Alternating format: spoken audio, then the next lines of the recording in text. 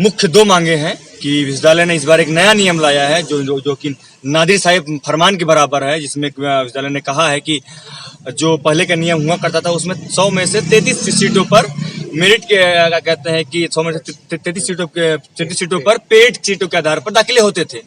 100 में 33 सीटों पर पेड सीटों पर दाखिले होते थे, लेकिन विश्वविद्यालय ने अब मनमानी तरीके से उन सीटों को बढ़ाकर 50% कर दिया है। अर्थात अब उन 100 सीटों में से 50 सीटें पेड सीट की होंगी। अब पेड सीट की फीस इतनी अधिक होती है तो गरीब का बच्चा, वो पिछड़े का बच्चा, वंचित बच्चा या जो पिछड़े इलाकों से बच्चा है तो कहाँ पढ़ पाएंगे। जब पेड सीट की आप बात करते हैं, जब नॉर्मल सीट पे दाखिला होगा तो आपको 2000 रुपये लगते हैं, लेकिन जैसे ही आप पेड सीट पे जाएंगे वहां तुरंत फीस बढ़कर 10,000 रुपये हो जा रही है।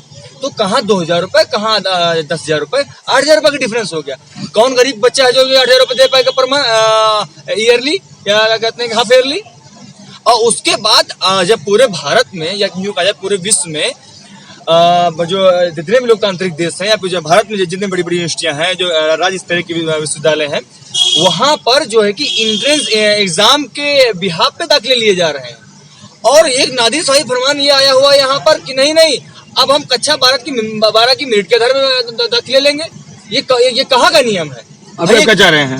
आप क्या चाह रहे हैं? हम चाह रहे हैं कि तत्काल प्रभाव से ये दोनों फैसले वापस लिए जाए।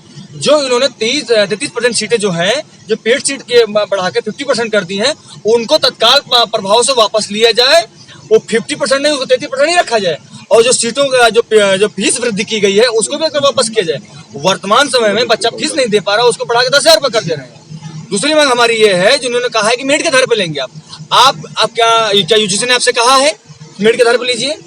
क्या आप राज्य किसी कहते संस्था ने आपसे कहा है कि नहीं मेरिट के आधार पर लीजिए? आप ऐसा क्यों कर रहे हैं भाई? आप जब कहते हैं प्रवेश परीक्षा के माध्यम से बच्चों को लेंगे तो फिर तरीके से बच्चे आएंगे और पढ़ाई कर सकेंगे।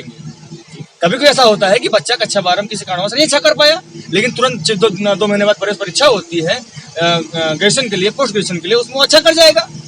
तो आप एक फेयर सिस्टम बनाइए ना, एक पारदर्शी तरीका बनाइए जिसमें बच्चा आराम से आके पढ़ाई कर सके पारदर्शी कम पैसों में।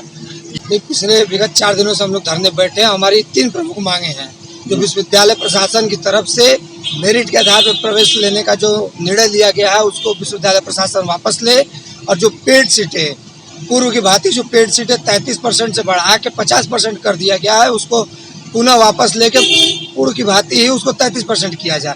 और तीसरी मांग है हम लोग की, जो प्रवेश शुल्क में वृद्धि 10% किया गया है उसको वापस लिया जाए विश्वविद्यालय प्रशासन की तरफ से। अगर आपकी मांग पूरी क्या करेंगे आप? हम लोग की मांग अगर पूरी नहीं हुई तो हम लोग राजभवन का रुख करेंगे। लगातार हम लोग की वार्तालाप ऊपर हो रही है।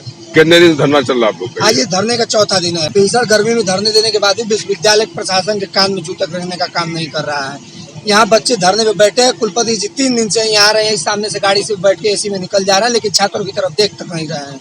ये तानाशाही रवैया विश्वविद्यालय प्रशासन का हमेशा से रहा है छात्रों के प्रति।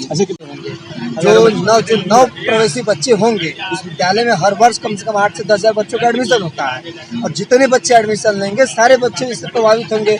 और वही बच्चे नहीं होंगे प्रभावित, बहुत सारे अच्छे ऐसे बच्चे होंगे जो CBSE हो गया, यूपी बोर्ड, इन सभी के रिजल्टों में डिफरेंस आता है। और जिन बच्चों का किसी कारणवश हो सकता है कि 12th में अच्छा ना कर पाया हो और वो आगे चल के अगर एंट्रेंस के बेस पे एडमिशन होता है तो हो सकता है कंपटीशन में अच्छा करे। इससे ऐसे गांव घर गरीब के बच्चे भी प्रभावित होंगे, आर्थिक रूप से भी प्रभावित होंगे, हर तरह से प्रभावित होंगे।